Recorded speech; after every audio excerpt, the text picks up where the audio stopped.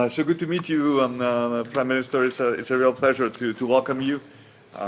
Unfortunately, I won't be able to go to Delphi this year because I'm traveling tomorrow. So it's a pleasure to host you here, to take stock of the progress that our bilateral relations have made over the past years. And I understand there's also much more we can do in terms of economic cooperation, but also to congratulate you on your commitment to implementing the necessary reforms to come closer to the European family. You've made a lot of progress, and I think this needs to be recognized, and we will continue to support you on this journey. We know it's complicated and difficult, but we view you and your country as a bright spot in the Western Balkans in terms of really honoring your commitments, and I think your success is a broader success for the Western Balkans. So again, welcome. Thank you so much for such a warm welcome, and we really feel at home in Greece. In Montenegrins, I think we are very close to Greece. We feel culturally, historically, and so many other ways connected. So it's always a pleasure, especially having Minister of Foreign Affairs who is such a Greekophile, and he speaks Greek, and he's.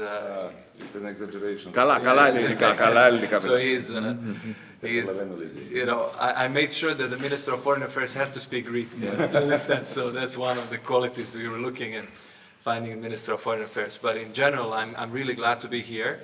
And I find Greece as a strategic ally for Montenegro. It is a country that we share values and that we want to share the market. That's something that's very dear to my heart. I'm very focused on the economy and economic growth in Montenegro. So this is one of the prime things we are here, and that's why where we are. But that said, in order to push forward, you touched upon some of the necessary reforms. In order to have even exponential economic growth that we promise to our citizens and that our citizens actually expect us, as well as to have speedy European integrations, which 80 to 85% of Montenegrins actually want, which is unprecedented everywhere, I think, especially in the Western Balkans. So to meet these expectations, rule of law, collateral enforcement, security for investors, security for the citizens, for predictability of the legal system is an absolute must.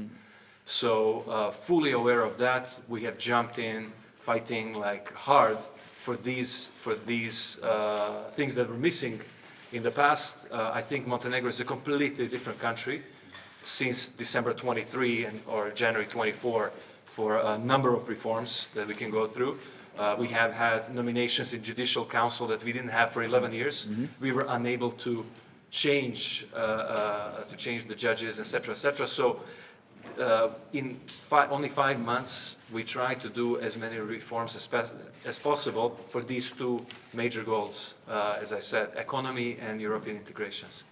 Well, again, thank you so much for being here.